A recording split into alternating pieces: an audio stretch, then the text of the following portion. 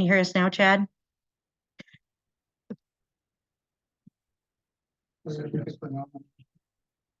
Mhm. I'll second it. Okay. All those, what should we do them all? Do we have to do Do each one. all those in favor of being remaining as the budget chair? Say aye. Aye. Mhm. Opposed? Or should, do we have to call for a vote? Yes. Well, what about, call for a vote? Janine Hartley. Aye. Michael Hogsett. Aye. Renee Lilly. Aye. Tom. Sean Smalley. Aye. Michelle Sumner. Aye. Larry Whitaker. Aye. Lisa Woods. Aye. Richard Benowait. Brian Biss. Aye. Bruce Connor. Aye. Gary Daigle. Yep. Joe Grossman. All right. Motion carries. Okay, nomination for the budget vice chair, which is now Lisa Woods. I nominate Lisa Woods.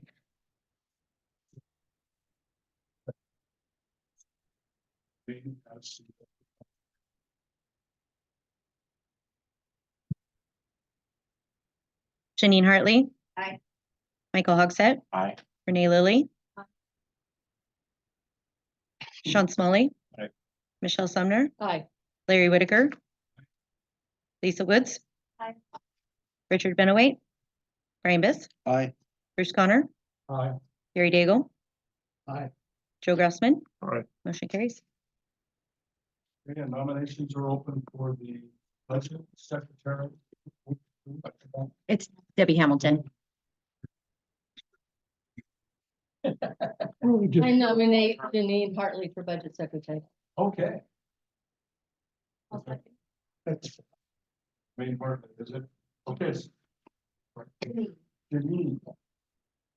Moved and seconded that Janine Hartley be approved or Appointed. appointed. Janine Hartley. Aye. Michael Hogsett. Aye. Renee Lilly. Aye. Sean Smalley. Aye. Michelle Sumner. Aye. Larry Whitaker. Lisa Woods. Aye. Richard Benowait. Brian Biss. Aye. Bruce Connor. Aye. Gary Daigle. Aye. Joe Grossman. Aye. Motion carries. And we have one last one still. Which delegate, someone to delegate. What is it? So when the minutes are completed, so that we don't have to wait a whole nother year or convene a separate meeting to approve the minutes. Gotcha. Okay, so a delegate, someone. Nominations are open to delegate authority to approve the minutes. I make a motion for Richard Benowait for the delegate. That's it. Then moved and seconded that Richard.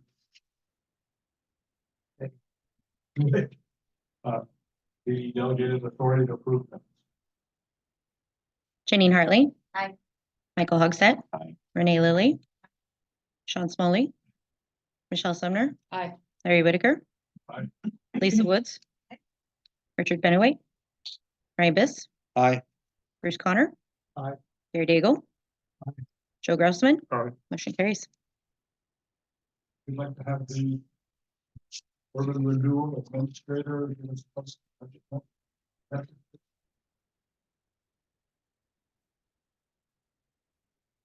With the pastor's kid, I normally take 45 minutes to pontificate, but I won't tonight.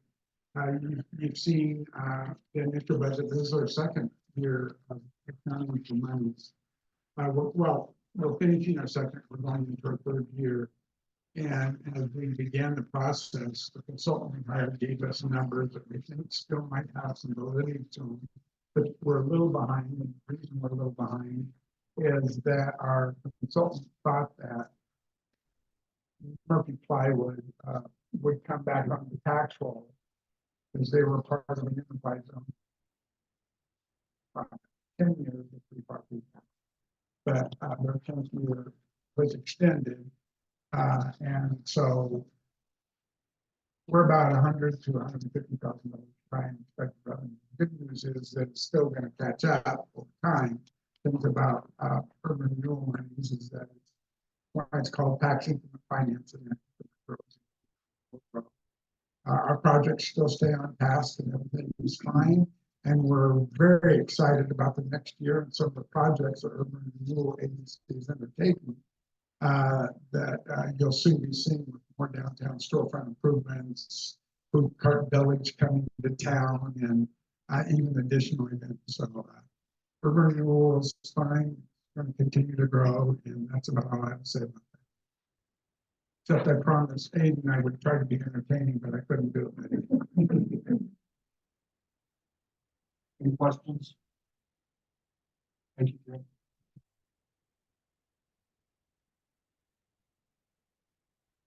So now we need a motion to continue the meeting to May 20th. We all just tonight see. Got it. Questions? Answers? Then next. May 20th. Doesn't have time. Oh, yeah, that's 6:30. May 20th, 6:30. We'll get back together. We'll approve the budget for. If I could interject really quick, so we will feed you. So if you guys can all show up here at City Hall at 5:30, and then we will feed you a wonderful dinner, and then we'll get started at 6:30. Monday, correct? Yes. All right. I make a motion that we continue this meeting to May 20th at 18:30 hours. Been moved in second, and that was to do the meeting on May 20th.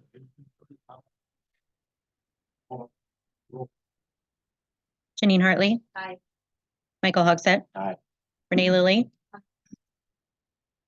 Sean Smalley. Michelle Sumner. Aye. Larry Whitaker. Lisa Woods. Aye. Richard Benowait. Brian Biss. Aye. Bruce Connor. Aye. Gary Daigle. Joe Grossman. Aye. Motion carries. We finished the business.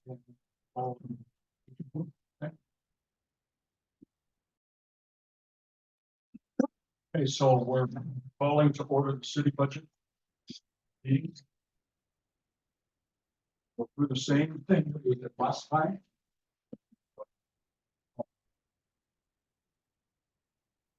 Janine Hartley. Here. Michael Hogsett. Here. Renee Lilly. Here. Sean Smalley. Here. Michelle Sumner. Here. Larry Whitaker. Lisa Woods. Here. Richard Benowait. Brian Biss. Here. Bruce Connor. Here. Gary Daigle. Here. Joe Grossman. Here.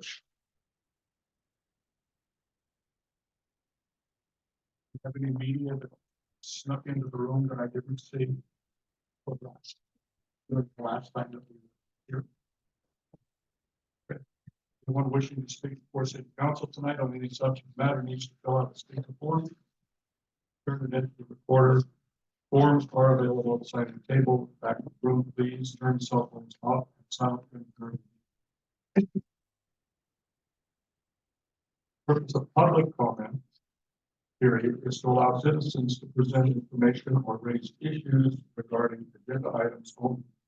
A time limit of 3 minutes per citizen to apply all citizens. Right? That's the one I gave you. Mhm. So, yeah.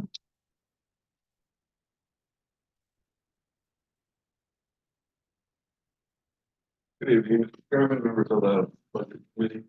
I'm Jim Hoffman, I'm president of Friends of Forest Ponds. So actually this month, we're celebrating our 10-year partnership with the city on creating that wonderful park out there that's well loved by not only the citizens of this town, but all the citizens of Douglas County. Looking at changing the name to the Northern Lights. Last couple of days, quite the destination.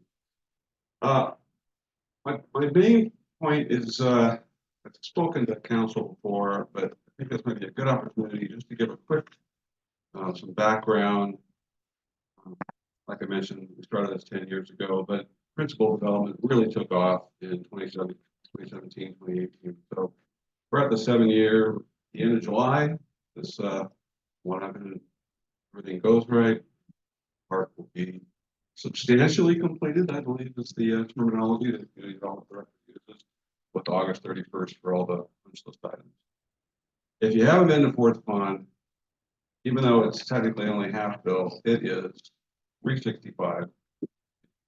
Year every day we're out there walking, exercising, the kids on scooters and bikes and families, and it's only going to increase.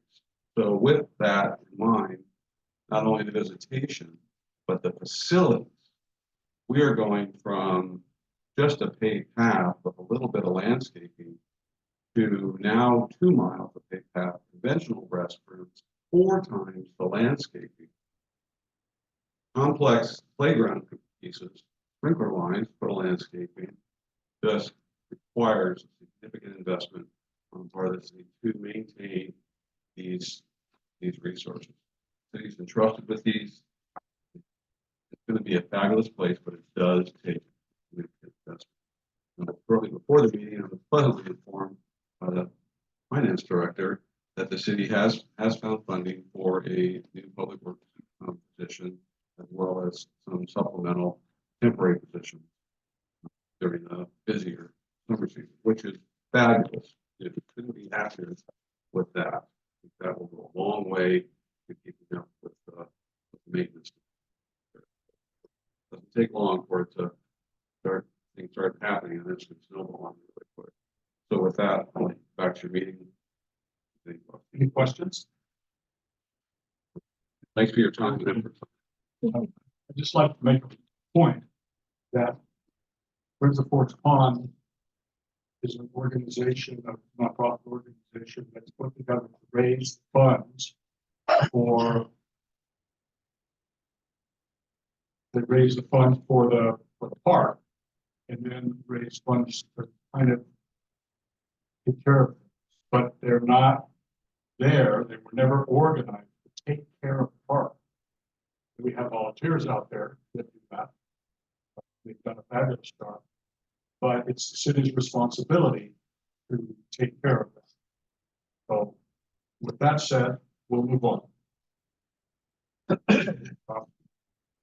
Suggest that appointing the same people from the urban renewal budget meeting to the city budget. Everybody would like to do that or agree with that. Hi. Call for a motion to appoint the same people.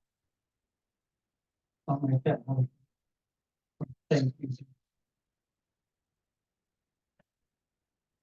Seconded the same people that are in the budget committee for renewal.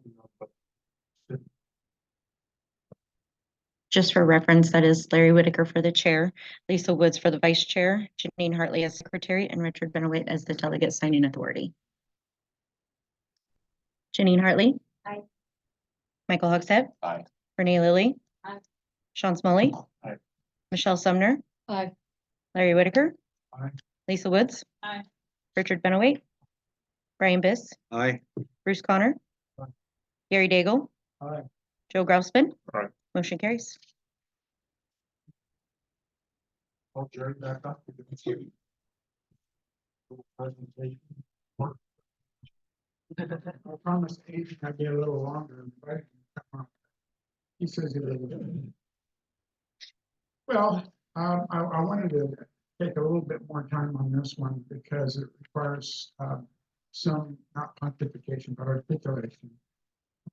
The original comment talking about it would be good if we could talk. So Timmy and I are talking about putting together a couple workshops throughout the year to bring both together. The reason that's growing in relevance is that we're seeing city budgets shrink and expenses increase. I reference that in my budget message to you. In general, law enforcement takes about 82 to 90% of your property taxes. Here it's 112, and that's every city across the state. So we want to talk about things we can do going forward supplement or make changes internally. You look at the police department maybe has 2 more employees than they did when I got here. But if you look at community development, when I came here, we're about 7,700, we're now pushing 9,500. And our community development department is overwhelmed with work, but we're not increasing staff. So there are things that we think we can do and should do, and we want to make you part of that solution. But at the same time, we kind of feel like the budget process itself could be more interactive between you and staff as we go through it. So we're going to organize some stuff that we think you'll benefit from. As I referenced earlier in this particular budget, the key issues that we've got sustaining revenues to keep the city going, probably this year and next year. But from that point forward, if we don't see the economy improve and we don't see the additional tax revenues come in, we're going to have to make some decisions. As you know, there's about 7 different funds, and we work in government. Enterprise funds are funds that we can only be used for that specific purpose. So your water and sewer, those are enterprise funds. You know, they're proprietary funds that are created as a means of paying debt. There's, you know, state shared revenues, there's franchise fees. There are other elements of the budget in which we receive revenues, and we need to look at all those and see what we can do to be better. So with that, I'll answer any questions you might have. I do want to comment, though, I'm sorry.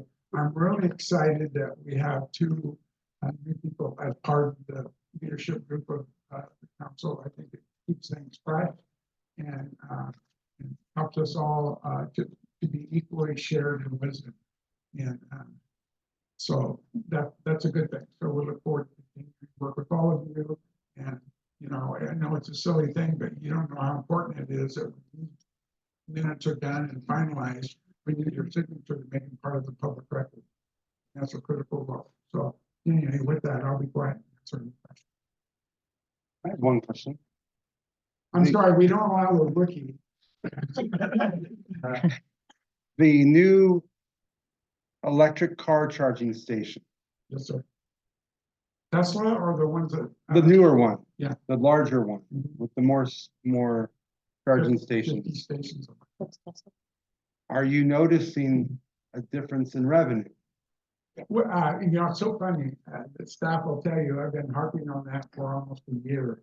I've been getting hold of Sam and saying, I want to know what franchise fee taxes we're going to get. And that's been how long, Tammy? Almost a year. And one of the, it's funny actually, I just try to be really quick. When they first went in, I drugged Aaron out there. Aaron drugged me out there. We went out there together because I'm trying to figure out where the meter is so that we know electricity is flowing through a meter, somebody's paying the bill and has our franchise fee attached to it. Right? It's 5%. When you look at these package plants, these data centers, city of Prineville has 2 of them. They get $9 million a year. They get more money in franchise fees than they do in tax revenues. So that we're pushing Stern Drain to get one of those. In the meantime, I was thinking the same thing you were. That And it might so- be a cash cow. But Yeah, we are seeing I'm expecting about an increase of about $60,000 over what we budgeted. We budgeted 260 in electric franchise fees.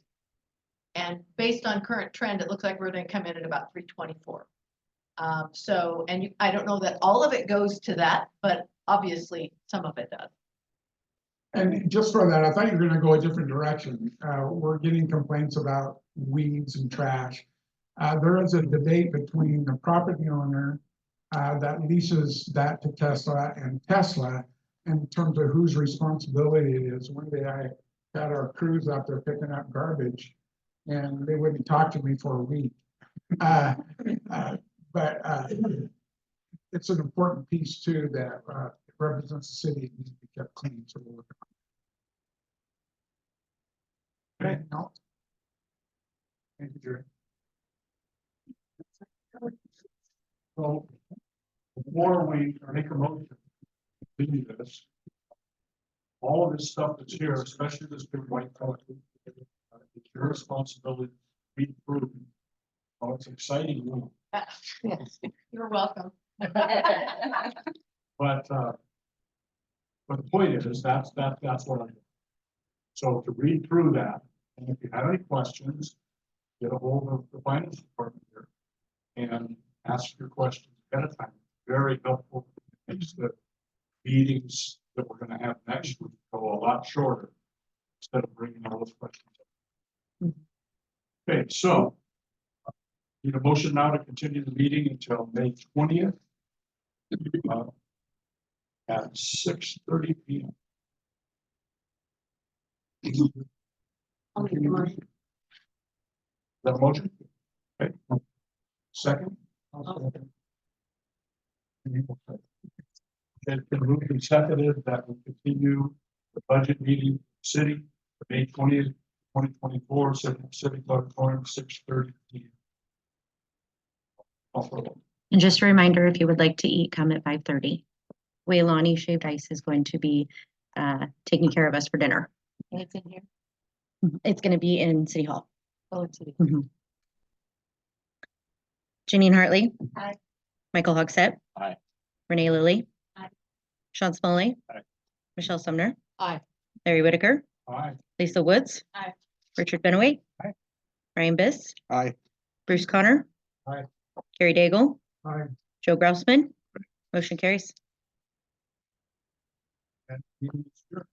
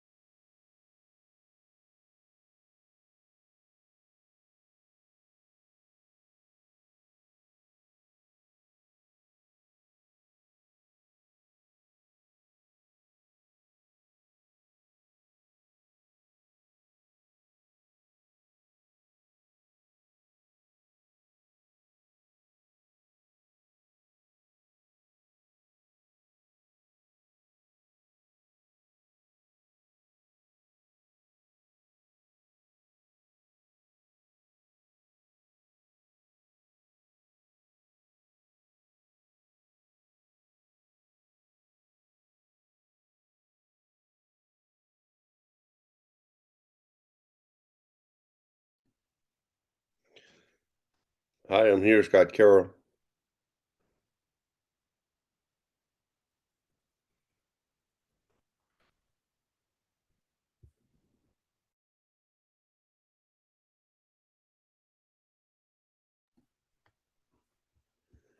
Them during the meeting.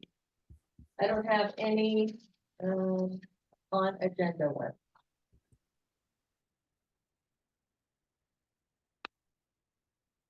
Is your mute off? Got it. Okay. Announcement for Zoom attendees. If you're joining tonight's meeting via Zoom, you will automatically be muted upon entry, and you'll need to identify yourself if your full name is not already attached to the device being used. You will be unable to unmute yourself. Public comments will only be taken if prior notification was given to the city reporter.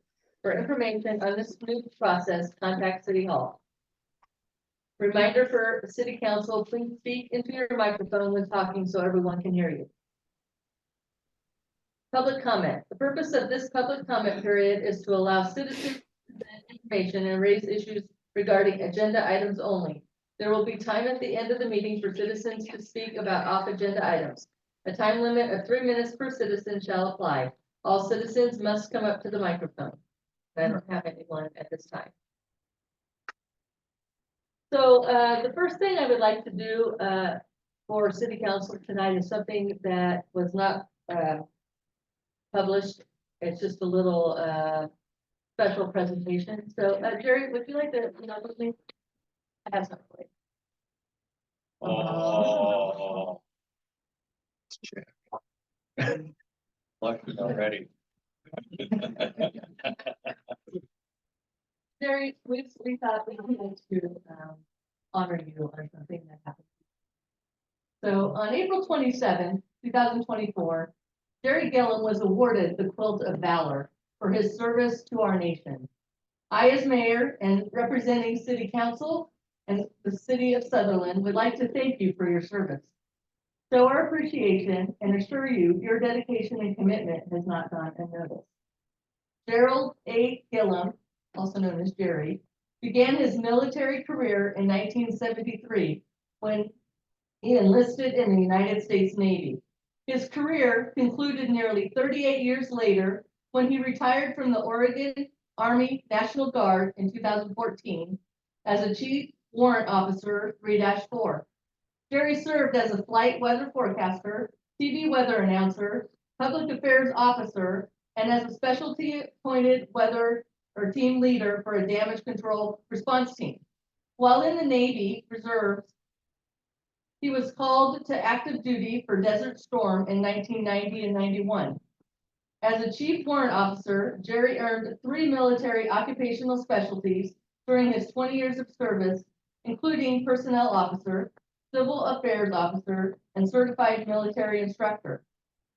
During Jerry's nearly 38 years of service, he was recognized and awarded with the Iraq Campaign Medal with 3 stars, a Bronze Star Medal, 2 National Defense Service Medal with Bronze Stars, Army Achievement Medal, 3 Army Reserve Components Achievement Medals, 2 Naval Reserve Meritorious Service Medals, a Global War on Terrorism Award, and an Armed Forces Reserve Medal with M device.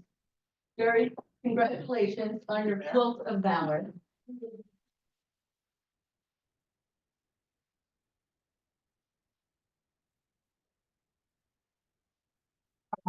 I do that, I sleep with that every night. Thank you very much. Thank you for your service.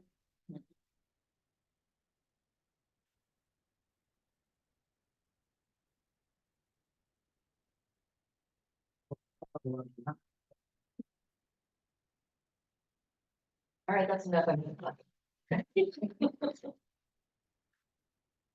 All right, on to. I wonder consent. why they were here. Thanks for coming. On to consent agendas. April 8th, 2024 meeting minutes.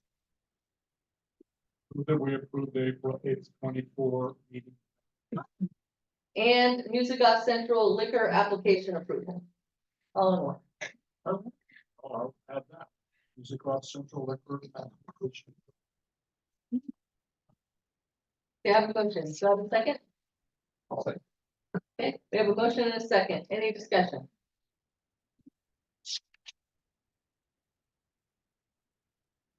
Good vote. Counselor Whitaker. Aye. Counselor Smalley. Aye. Counselor Grossman. Counselor Woods. No. Counselor Daigle. Mayor Sumner. Aye. Motion carries. Under council business, public hearing and ordinance, plan amendment and zone change. Staff report. City Council, Madam Mayor, Amy G. Gates. So what you have today is a plan amendment zone change of Ryan and Brett Short. The first public hearing was held with the Planning Commission March 19th, 2024. No parties were declared and no written testimony or oral testimony was received. The public hearing was followed by a unanimous vote for the commission to recommend that council approve the requested plan amendment on a part of the 0.26 acre piece of property from community commercial to high density, with a zone change from community commercial to multifamily residential, subject to the recorded findings of fact. Notice of the public hearing before city council was provided at least 20 days prior to the hearing as requested by section 4.2.150.g of the Sullivan Development Code. They've since actually done a property line adjustment, so that's why it's now 0.14 acres. There'll be a lot of record. The property is located south of and east of Waite Street.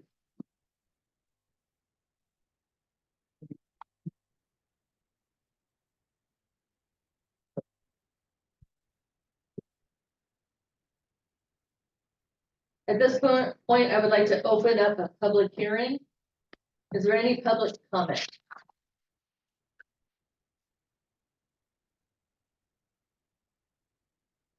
I will now close public hearing. Move on to ordinance, plan amendment, zone change, first reading, title only. An ordinance amending the City of Sutherland Comprehensive Plan Map and Zoning Map to amend the comprehensive plan map from community commercial to high density concurrent with the zoning map change from community commercial C3 to multifamily residential R3 on a 0.13 acre portion of the 0.26 acre subject property described as a portion of tax lot 400 in section 16 CC Township 25 South, Range 05 West. The subject property is located at 628 East Central Avenue and described herein. Do I have a motion to approve ordinance, plan amendment, zone change, first reading, title only as presented? I'll make that motion. No second. Also, A motion and second, any discussion? yes, I'd like to know, does utilities being water and sewer, electrical, are they of the proper diameter to have multi-resident buildings there? Yeah, we worked with the contractor, the developer to ensure that all the hookups are big enough.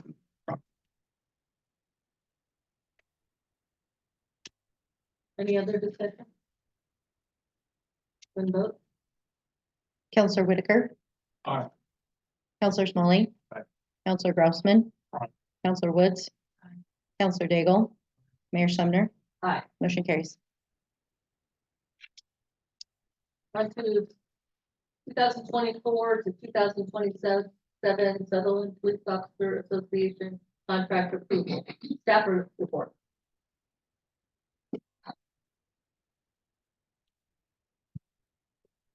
Mayor, Council, Troy Mills, Chief of Police.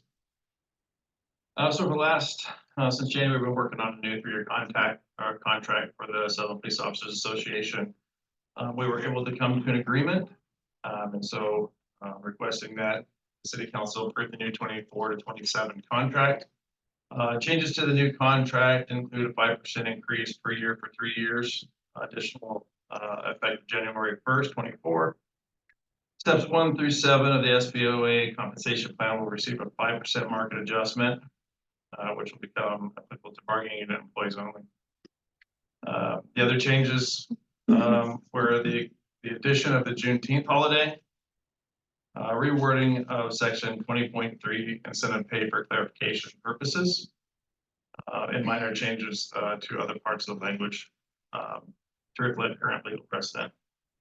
The current contract is due to expire on July 1st of this year. And so the options are to approve the 24 through 27 contract or not approve.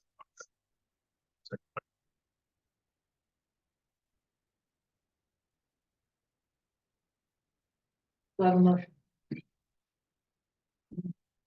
The motion to approve. I have a motion and a second, any discussion?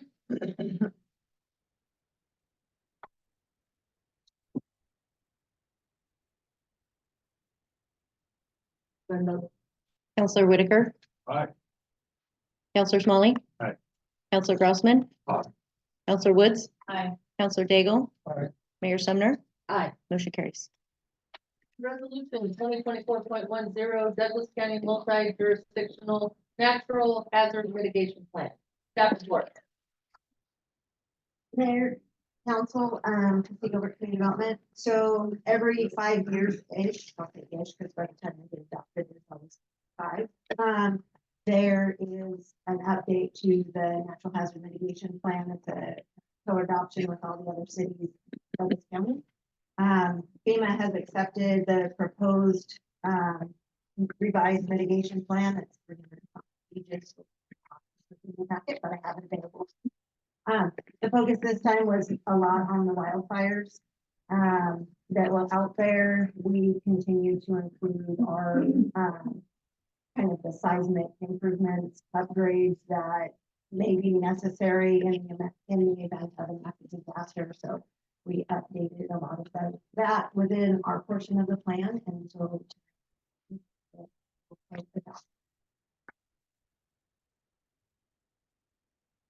I have a motion to approve resolution 2024.10? I'll make a motion to approve the 2024 10. Jurisdiction.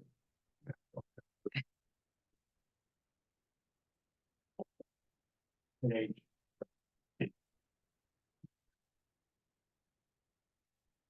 A second. I'll say. A motion and a second, any discussion? Vote. Counselor Whitaker, Aye. Counselor Smalley. Aye. Counselor Grossman. Aye. Counselor Woods. Aye. Counselor Daigle. Aye. Mayor Sumner. Aye. Motion carries. Resolution 2024.11, USDA compost and food waste reduction pilot project. Staff report. Council, Madam Mayor, Brady Maderas, Community Development Assistant.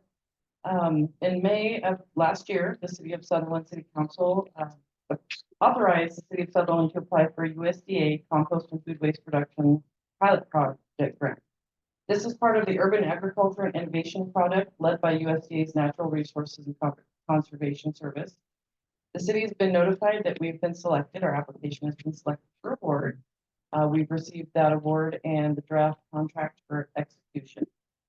Source One Serenity is a 501c3 nonprofit organization. They currently run a social enterprise composting facility known as Filterra with a worm digester at the Glide Transfer Station. Source One Serenity will facilitate the grant utilizing Sutherland Sanitary Services for waste collection and transport. There is no city match funding requirement as part of this grant.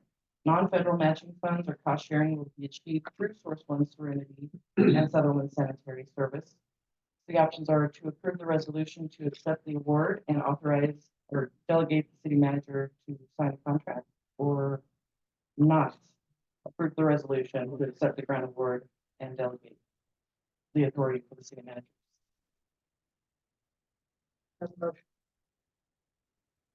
I make a motion we approve resolution 2024.1 to adopt the USDA grant award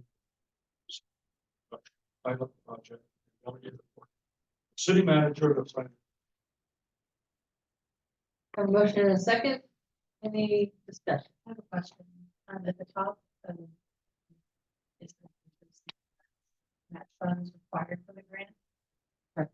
But further down in the reading for the resolution, it's that there are non-federal match $1,000.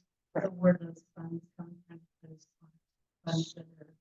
So those are match funds that will be achieved through Source One Serenity's revenue. They provide match funding for this project, essentially their project. That's not funds that. Is anyone from Sutherland Sanitary? Yeah. I guess. Not that I'm aware of.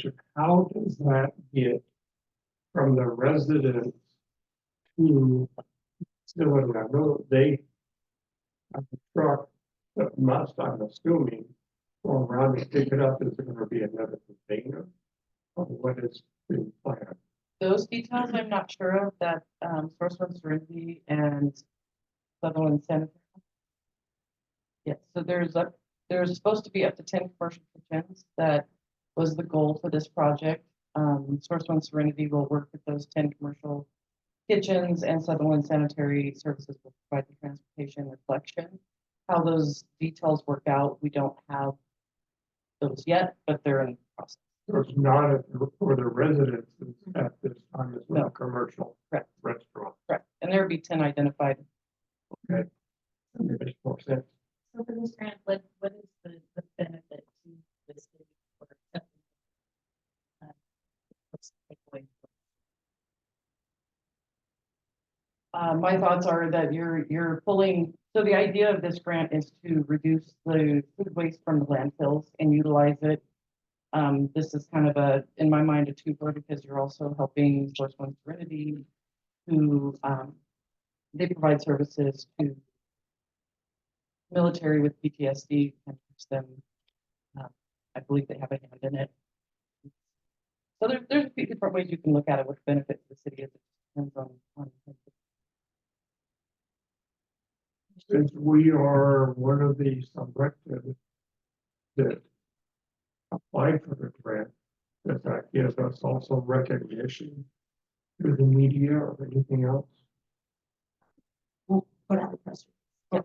Yes, yeah. You have a press release prepared in draft form. And Scott Carroll. And Tammy Trowbridge, Finance Director, there's also money in the grant to cover indirect costs for our staff time. Okay, but come to settlement and get your.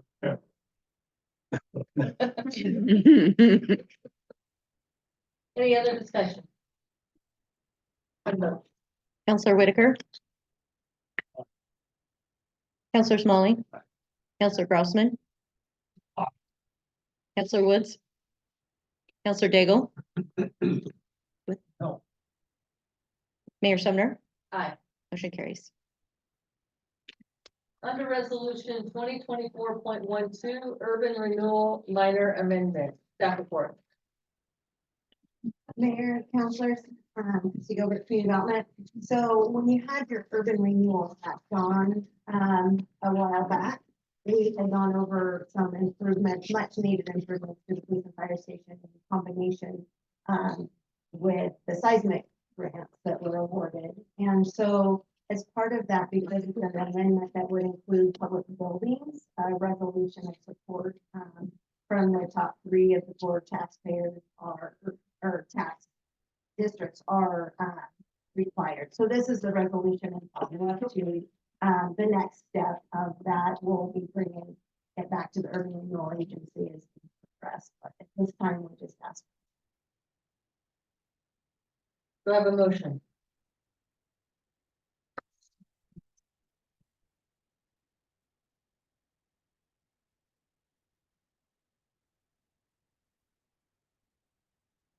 Second. Awesome. A motion and a second, any discussion?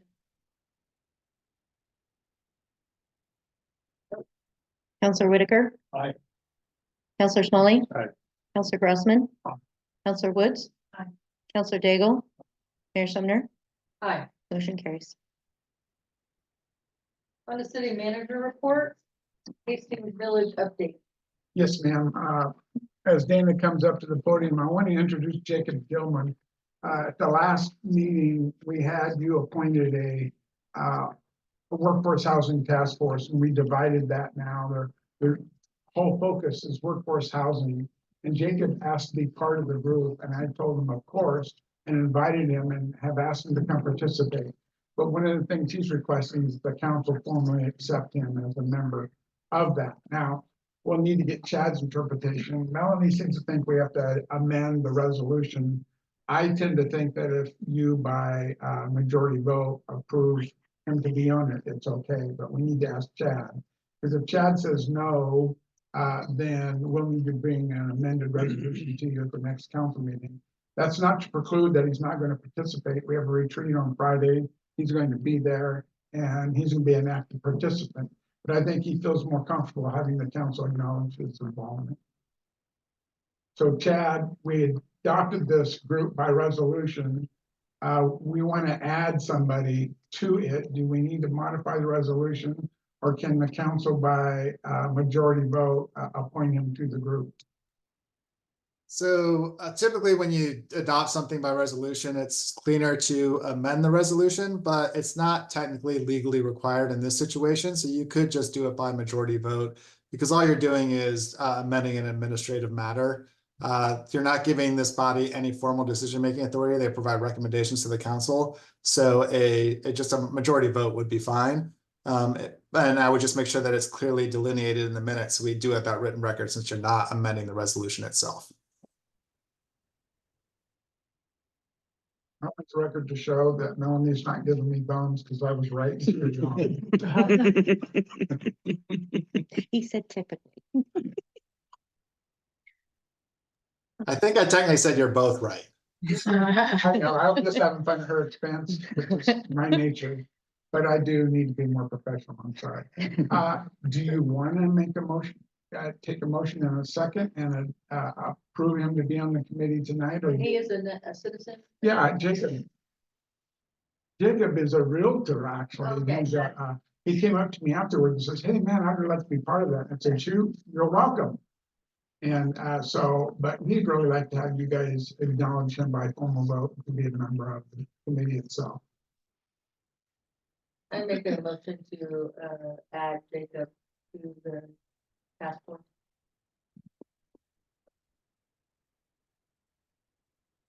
Any discussion? Come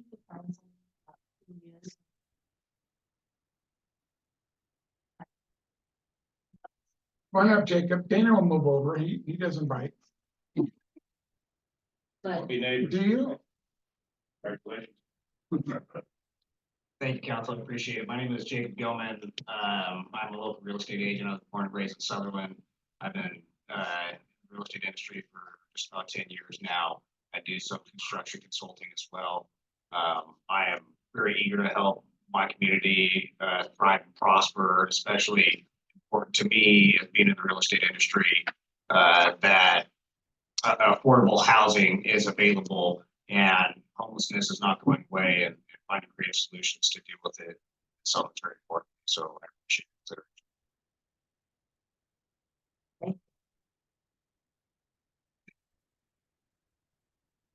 any questions or comments? Let's vote. Counselor Whitaker. Aye. Counselor Smalley. Aye. Counselor Grossman. Aye. Counselor Woods. Aye. Counselor Daigle. Mayor Sumner. Aye. Motion carries. So we had our very second workforce housing and homelessness task force, and that at that meeting we took your advice and we cobbled out homeless, and invited any of that group to come to our homeless response team meetings every other Friday. So Dana's still doing that. I'm following it through, but he made a presentation that I thought was poignant enough for you guys to see on some of the transformative work he's done there. So I'll turn it over to you, Dana. Okay, council, mayor, thank you for having me. Before we get into the slideshow, I'll just give you some of the stats real quick to answer questions. That's not part of our. Just checking. We have 33 residents as it stands right now, 10 ladies, 23 males. 2 of the women there hold down full-time jobs. 3 males have temporary work status. 1 male is self-employed at this point. The Orchard Knolls has okayed another veteran to go into the Roseburg VA system, so he'll be leaving, waiting for Michelle to come pick him up. So we'll be leaving. We actually then will have 2 shelters open at this time, waiting if someone comes along. So recently we had a gentleman that was getting beat up. We brought him into the camp. He was being chased down by someone out of town. So we've housed him. He's been really appreciative of coming into the camp, feeling safe and secure. So that we don't have much to offer there. It's not free costs and a meal every day, but he is out of the situation he is now. So if you want to go to the slideshow, I'll go ahead and explain what you're looking at. So this is pretty much in the beginning, before the city took it over, what we walked into. You can go ahead and change the next photo. This is another photo, when Hard had it, what you're looking at. So as we came in, you kind of noticed the one downstairs. This also is a similar scene when we started out, before we started putting the A-frames in place, which is on the east side of the property. Basically what you're seeing is numerous tents set up that people actually reside in, and this is their home. So what we did was change it out. So, but this is pretty much a daily living. They put a tarp and a tent underneath it. Pretty much when it rains, they'd be sleeping in water. So as a city, this here corner now is recent actually, but it does not even look like this. The tents are all been removed, and as of tomorrow, we will actually, you'll see ground all cleaned up. So there'll be no more trash. This is one of the longest residents here in the corner. That had the hardest time moving. He had 3 tents actually set up, which now he has down to 1 tent, which is now put in line with the other 10 by 20 tents. We started with 11 10 by 20 tents that were Costco tents. Now we're down to 6 and they're all in line. So you can go ahead and change it, Melanie.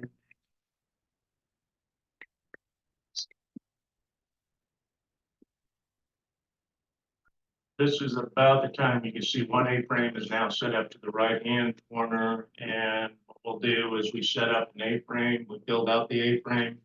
We let a residence move in, which clears out the spot next to it. You can see we're reusing all the lumber we can, so we're not actually utilizing going out and buying all new lumber for this project.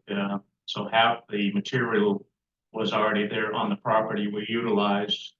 And the A-frame itself this is the backside of the A-frame, not the entrance. So we put OSB on the backside, and there's a 2x4 interior. There's tin on the outside, so if we have an angry tenant, he can't take a knife to the tents, and that's what we're finding. They're just, when they get angry, they would cut their tent. That would be the way of rebelling. So now, good luck. Yeah. So this is the inside, what you see on the interior of an A-frame. It's pretty much 12 by 8 foot at the bottom, but it kind of narrows to the top and still utilize the fact that they can stand up and get change if they'd like. So it does keep them out of the weather. There's a door on the side that you're looking in from. And this gives you another idea. So here's about 3 of them that are built at this point. The 2 at the back side, of course, are already moved in, and we're waiting for a resident to move into this one here. And so there's about the 4th one, and this is a resident standing outside. So he's moving his things in. So, and here's an A-frame from the back side. Now the 2nd row we're starting, you know, painting the bases, so it's pretty much watertight. The 2x4 structure, it's pretty much windproof. If it rains or snows or hails, whatever, he's going to be dry, or she's going to be dry, whoever's inside of the A-frame. And it kind of gives you a little deck space where when they come out, there's about 1.5 feet that they're not actually stepping out onto the ground. So. And one of the ladies got creative, and this is what she did. She took some of the recycled blankets that we hand out, and she did the interior, which kind of makes it soundproof, and she put her little bed under there and carpeted it. So some people get real creative. Not a guy thing, it's a girl thing. So this is what you see when you look down into the main gate. When you're looking down the road, there's a dumpster on the left, of course, is being filled up. We have a shower stall, but this shower stall will be going out this week. I got another call about it. So the owners of the shower stall want it back. But I'm pretty sure the building to the right is now empty, which we use as an office, as a check-in point. So we could technically utilize that and put a shower inside of that if decided. That's down the road. So, and this is what you see now, which is well-groomed grounds underneath, people taking a little more appreciation of their living around their quarters, and they're cleaning up after themselves. Here's another view of the A-frame. So there's 2 rows of A-frames. There's 9 or 10, no, 8 A-frames. 1, 2. There's 8 A-frames. And we have actually to the left, you see a wooden building. 2 of these wooden buildings house people. So the one to the far left is our oldest resident. She's an elderly lady, and she came in and she's staying to the wooden building. But pretty much you're still seeing the grounds are, you know, well groomed, and the people are keeping up after themselves. So that's it. That's on that one. Yeah. Overall, we've jumped over the west side, working with the residents over there that have been there the longest with the 10 by 20 tents. Receiving some opposition. Basically, they don't want to really move the tents, but now the tents have all been moved. So with Aaron's help, we're going to get together tomorrow.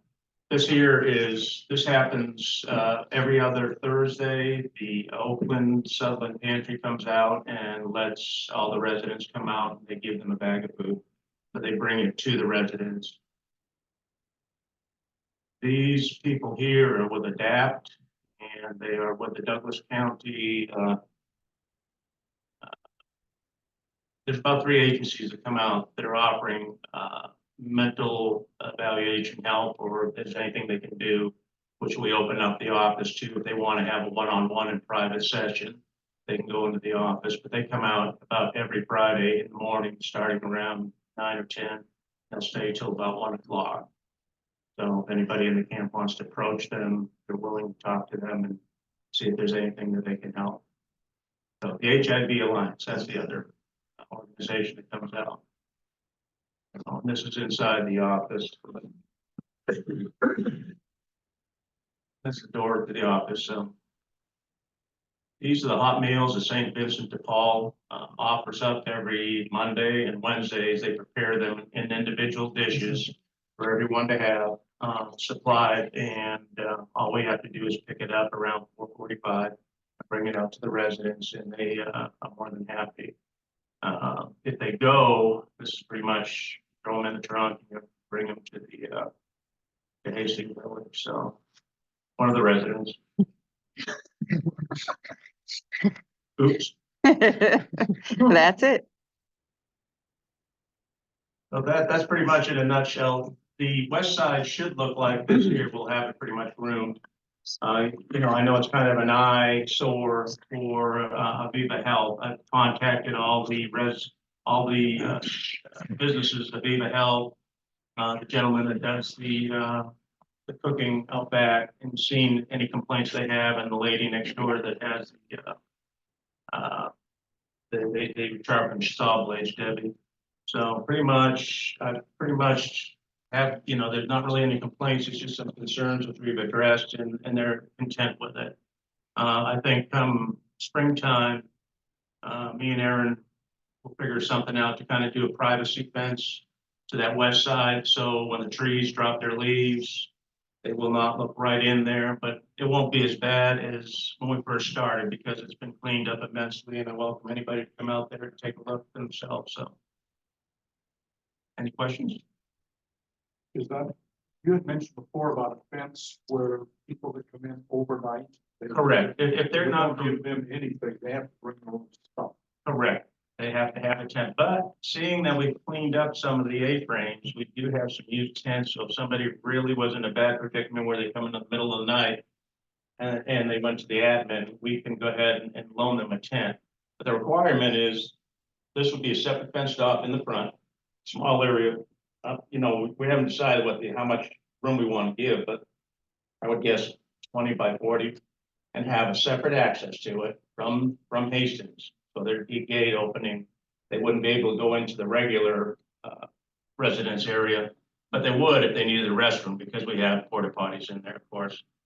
But they would be allowed to camp from 8 o'clock at night to 8 in the morning, and asked to leave at 8 in the morning, and we close the gate up until that point. But we've had people come in actually from Portland traveling in a vehicle, and they decided to just stay in their vehicle, but they left the property. They didn't want to go through the trouble of setting up a tent, and they had their own tent. So the option was made to them, but we will open that up for overnight camping. Other than that, you have to be a Sutherland resident to come into the camp.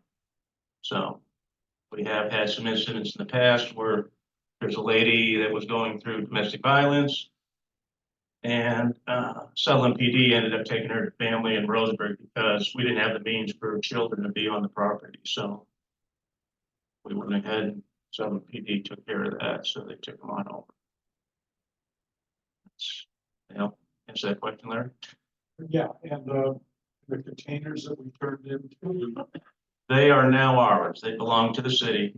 Those 3 containers that have each 3 dwellings. Right. Down the road, I might talk with Jerry and Aaron about actually taking them off the property for temporarily.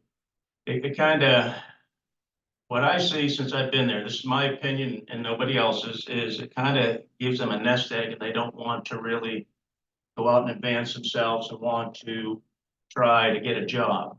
The people that are actually working are in the smaller A-frames, and they're wanting out of there. So you make them too comfortable there, and then they feel like it's their home, and they don't want to budge or comply or try and clean up after themselves. So that's what I'm fighting with right now, is talking to them every day. I go out like children, you gotta pick up in front of your area, you gotta move the trash over to the trash bin, we supply the dumpster. You gotta remind them constantly.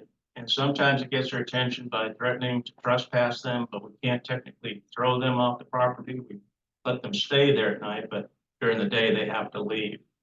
So sometimes it gets their attention and sometimes it doesn't, but each one is different in their own way. It's a battle of having like 40 kids. So each one you have to address in a different manner and see what works. So trial and error. What are they doing with all of their possessions that they have accumulated?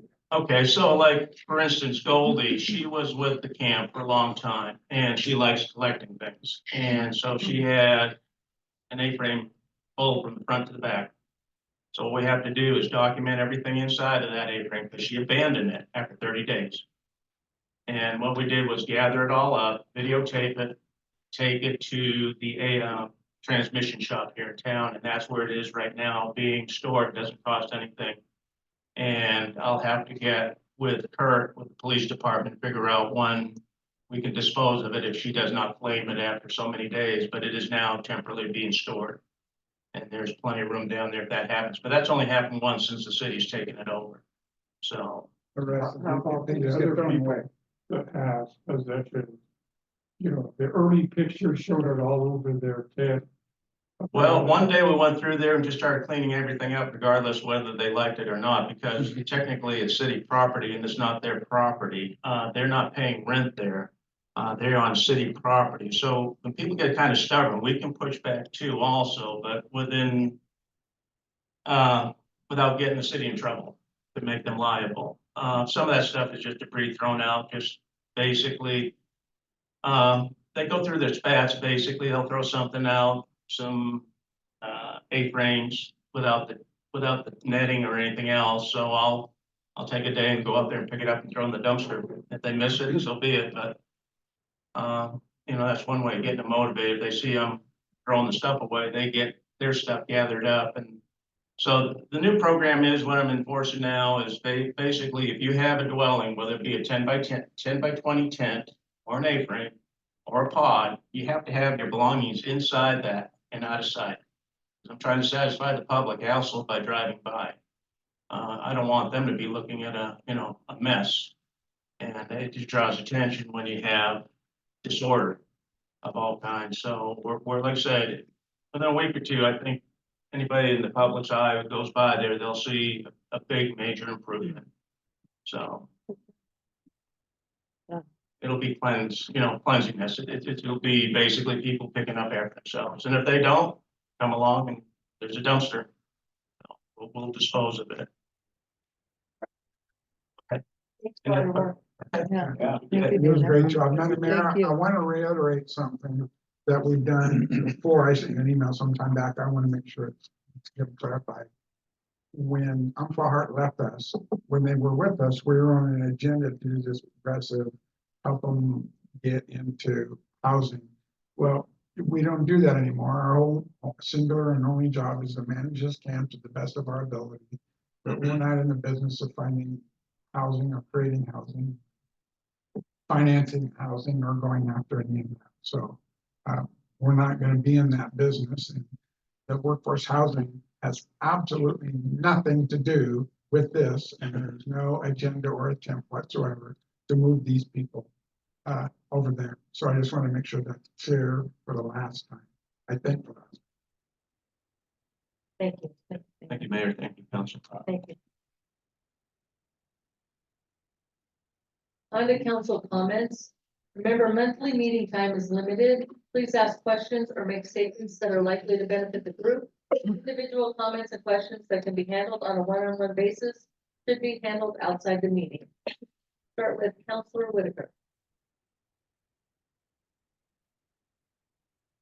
I have a couple questions, but I'm going to take it up with.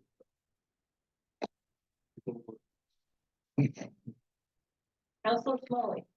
Just good job, Dana. I drove by there earlier today. It's night and day. There has to be less complaints now, I'm guessing. Keep it up. Good job. Councilor Grousman. Thanks for coming tonight. Kudos to Dan, and I've got to drive by there yet. when I get my keys back. Thank you. Absolutely. Also, kudos. It is a night and day difference, what it was prior. And then also, Debbie's not here, but I just want to congratulate her on, the winning, being nominated for Woman of the Year for the city of Sutherland. It's very well deserved, so she did a lot for. Way to go, Debbie. Counselor Daigle. I think I'll say anything. No comment.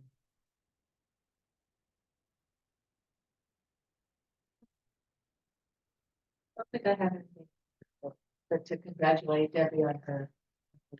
Very well deserved. Perfect. Okay, on to public comment. The purpose of public comment is to allow citizens to present information regarding items off the agenda. Time limit of 3 minutes per citizen shall apply. And I have two. First one, Kim Etter.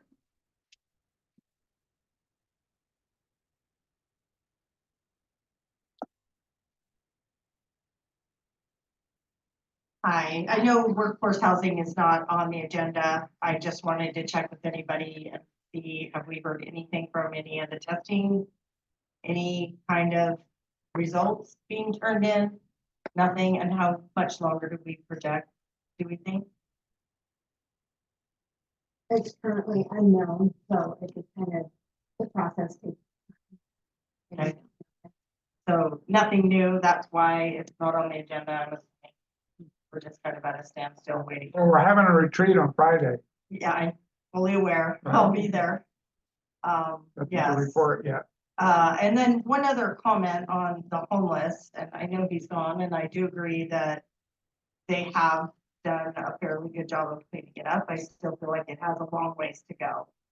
I was somewhere a week or so ago and talking to somebody and he said, well, that place has saved me numerous amount of dollars from going to the dump because I just take it there instead of taking it and paying to dispose of it, and they're happy to have that. So what I'm questioning is, how do That is you, true. We don't allow people to go, but a couple may have, but and that's what I'm wondering is, how do you regulate that? How, is there somebody that's there that's, when somebody pulls up and says, I have these donations, they deem whether those donations are fit? Does that make sense? There is a manager there that does intake those donations. They're not supposed to go there at all. They're supposed to be donated through the churches, and different things. Things do slip through. There's a big sign on the gate. There's two signs on the gate that say, don't anything here, but, and there's a police camera and, but every once in a while, something does get dropped off there. We've shut that down a lot. Every day I used to go by, there would be a big pile outside the gate. Now that's a pretty rare occurrence where there's something out there, a cabinet, or chairs, but it's a lot more rare now to see that like it was a year ago. We're moving in the right direction. Thank you. Thank you. You know, Friday. Michael Schwerninger.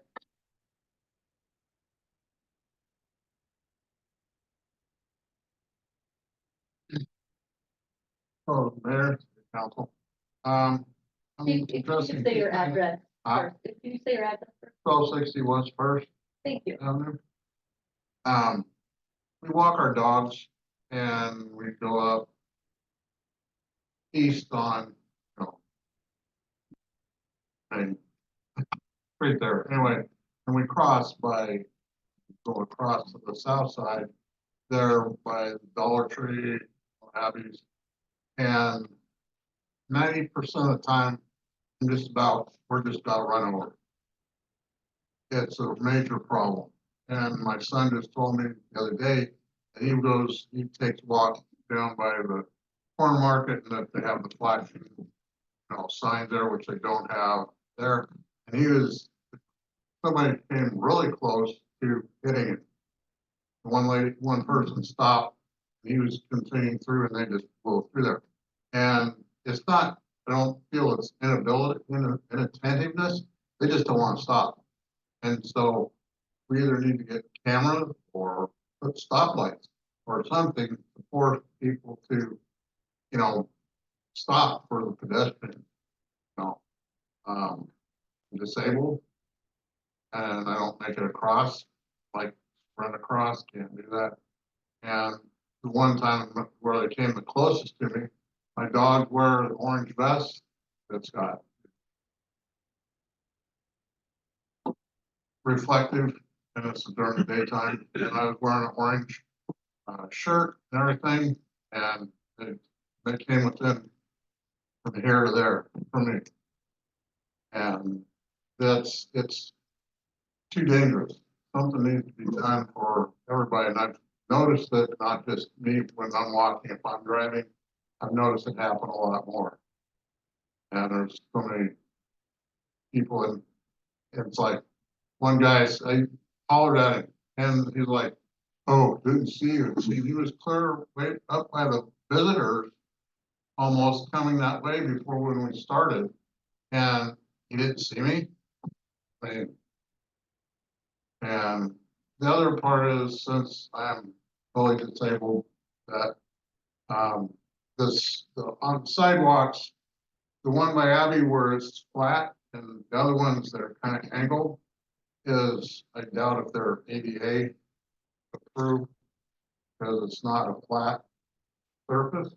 They're angled, and if you're trying to walk or if somebody's in a wheelchair, it's angled, and it's over at the Project Healing Waters meeting we had at the VA.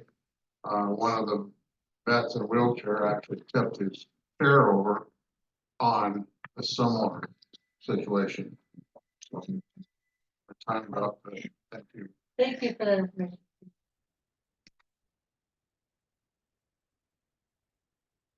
Okay. And maybe we can ask the police to do some, extra patrols on Central Avenue. Kind of watch for, traffic and pedestrians. I know they can't be everywhere and be Right. there to when, people crossing at different times. Yeah, and if you have more to say, you have to come up here, but I just thought I'd let you know that we can ask them if they have time available, that maybe that will just keep people, if they see it, the extra presence maybe will remind people to watch things, okay? Thank you. And if we have, anyone else have anything? All right, thank you.